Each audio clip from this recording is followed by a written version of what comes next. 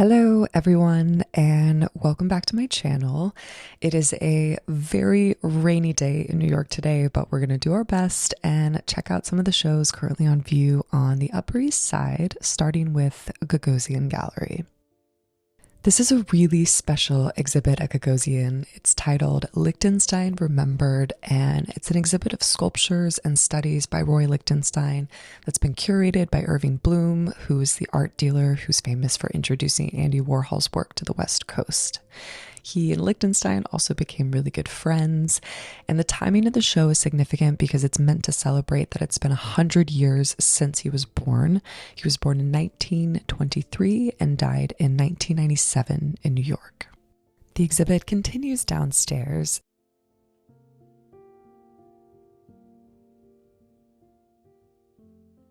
This is the largest work in the show, and it's part of his interior series, which he started in the early 90s. And in these, he depicts various domestic interiors, and Irving Bloom thinks that these are his greatest paintings.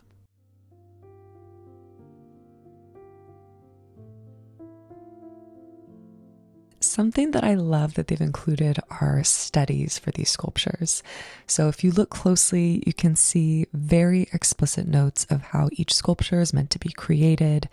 And Lichtenstein would create these drawings, and then his assistant, the sculptor Carlos Ramos, made these wooden scale models of the sculptures, which were then used to produce molds from which the sculptures were cast in bronze and then painted. These sculptures haven't been seen by the public since 2005 when they were presented in London and New York. These works are not only his signature pop art style inspired by comic books, but you can see flavors of Matisse and Picasso in some of them as well. Once the rain stops a little bit, we're going to head over to see a brand new gallery space, which is always a treat. White Cube has finally opened their New York City space. They have really stunning spaces in London that we visited together many times. If you haven't seen those videos, I will be sure to link them below. But this space has a very similar aesthetic. They're really staying true to their White Cube brand. We're going to start on the second floor and then make our way down to the first. There are exhibition spaces on the first and second floor, and then there are offices downstairs as well as viewing room. This is a group show titled Chopped and Screwed, which is a reference to the technique of the same name popularized by the late Houston musician DJ Screw in the early 1990s. And the show brings together artists that use their practice to challenge, obscure, or undermine dominant power structures and common narratives within society.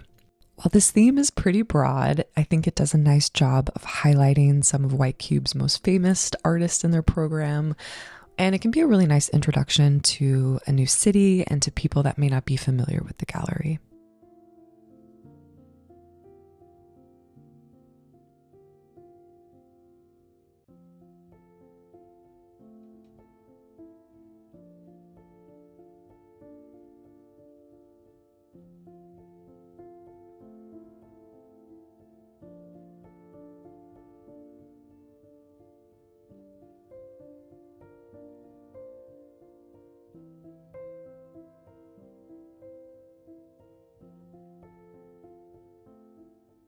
This sculpture wrestles with the conscious versus the collective conscious.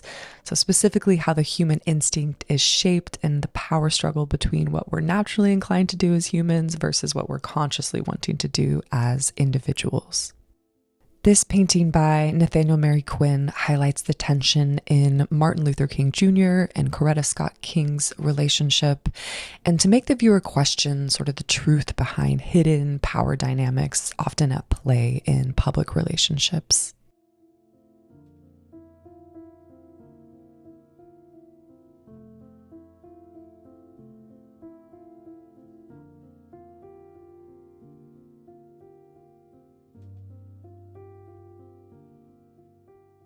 This Philip Guston drawing from 1969 features robed Klansmen transformed into these cartoonish figures, and they're meant to force both the artist at the time and then us as viewers to look racist violence and our own complicity with it in the face. This is a work by Mark Bradford from 2010 titled I Can't Stand Up Straight, and it's created from remnants of physical media like billboard posters, magazines, and newspapers. Bradford often takes these items that represent history and manipulates them to represent the fact that history is usually just a one-sided account of reality. And this is especially true in these traditional media forms.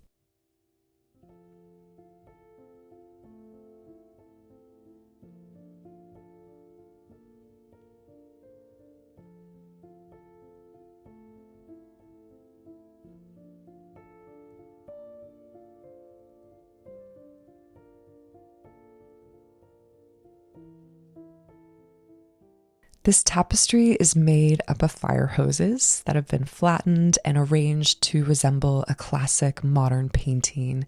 And I think this is a nod to fire hoses being frequently used by police against protesters during the civil rights movement, and how the fight for civil rights is still very much a part of our modern society.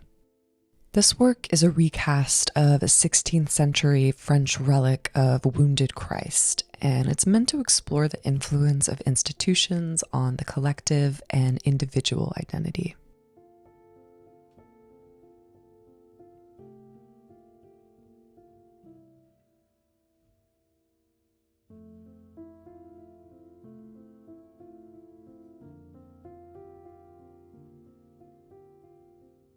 We're now heading to the new LGD Gallery, formerly known as LGDR Gallery, formerly known as the marriage of Levi Gorvy and Salon 94.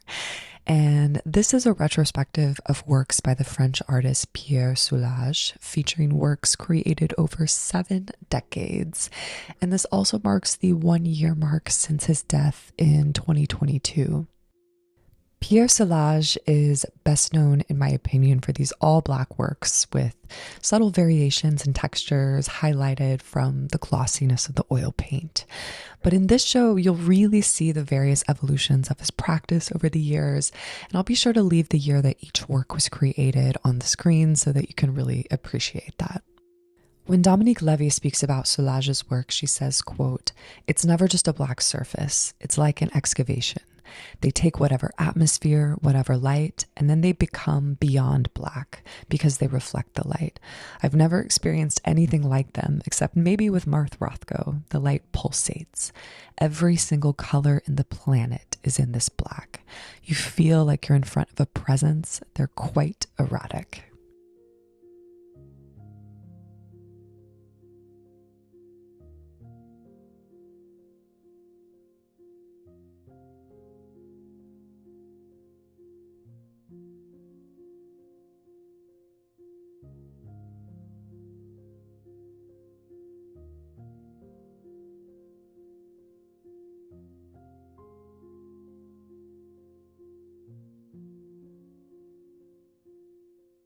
Even this building, which is one of the most beautiful gallery spaces in New York, in my opinion, was inspired by the French, particularly a very famous 18th century hotel in Paris. So it makes the perfect setting for this French artist's show.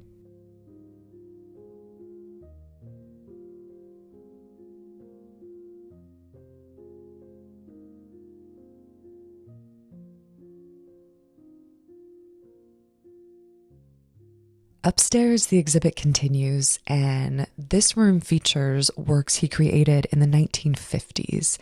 You can see a really large contrast in these between the works we saw in the entryway, which were created in the early 2000s and the late 90s. These have a lot more texture and even color. They kind of remind me actually a lot of Franz Klein's most famous paintings with the wide black brushstrokes.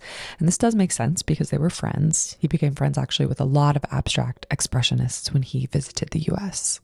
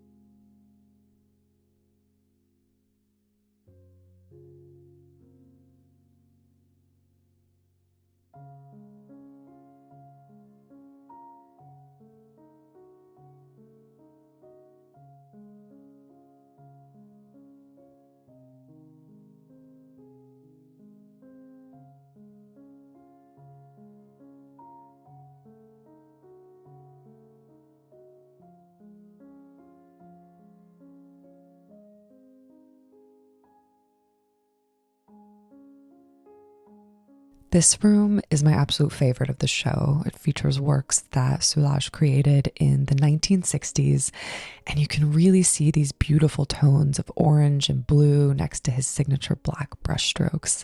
It's also really nice to see the orange and blue works hung next to each other since they're complementary colors.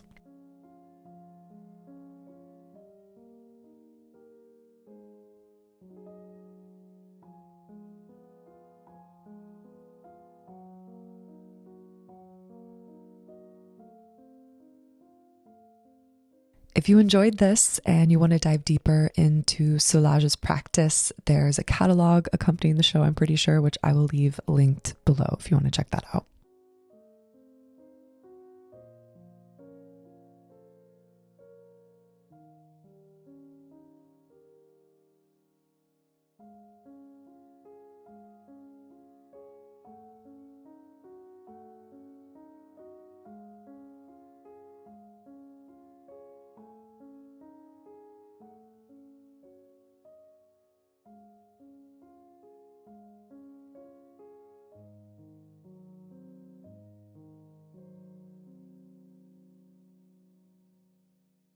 We're now going to head over to another very beautiful, very old school New York style gallery space. We're going to see Michael Werner's gallery.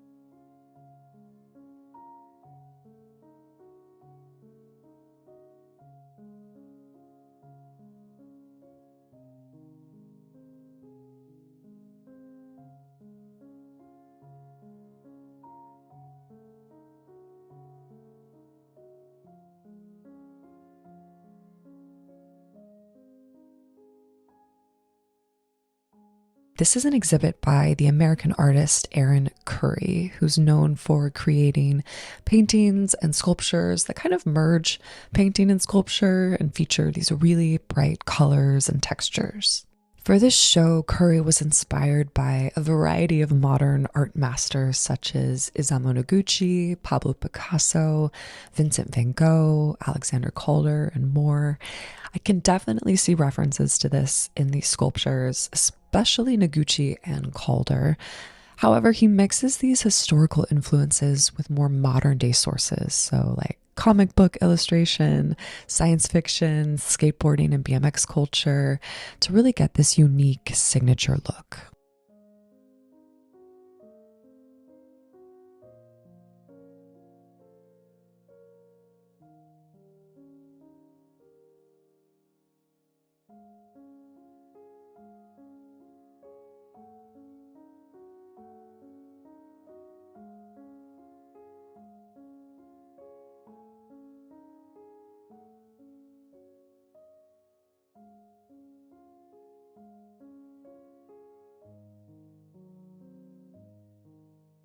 I think he's also probably getting in his influence from graffiti culture, which is adjacent to skateboarding culture. But one thing I will say is that the large kind of signatures all over everything were a little bit much for me and almost tipped the sculptures into this sort of unintentional kitsch territory. But that's just my opinion.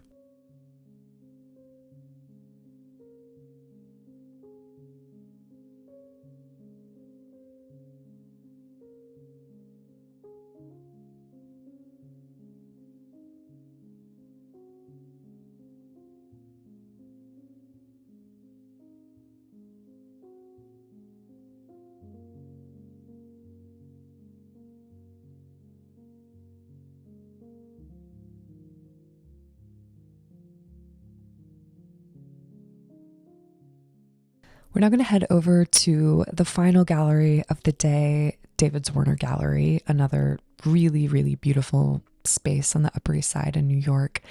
I know I say that every time, but it really is beautiful.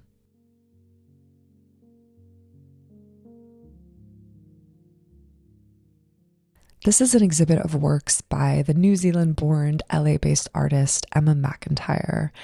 They've been working with her a fair amount, actually, over the past few years. I don't think they represent her yet, but this is her first solo show in New York with the gallery, so congrats. Her works aren't exclusively abstract either, so if you look closely, they have motifs of floral and fauna. You will see the bird figure a fair amount, and this is actually supposed to be a crane and a deliberate nod to Robert Rauschenberg, who used an image of a crane in various works of his in the 80s. She has two very different scales of paintings going on. You will see these very large works throughout the show, but also these very small ones, which I think is actually a bit unique. Usually an artist chooses to go one route or the other. However, the smaller scale paintings are almost more of a study because she's using them as a way to experiment with various colors and techniques that then she can apply to the larger works. When speaking about her works, McIntyre says, her paintings exist, quote, between positive and negative space, abstraction and representation, indication and negation, transparency and opacity, flatness and depth, dark and light, order and chaos. I aim for a feeling of constant becoming, as if gesture or image dances on the edge of forming something specific, but ultimately the gesture will remain perpetually in between. I aim for moments of sublime that are interrupted by reminders of the materiality of the thing.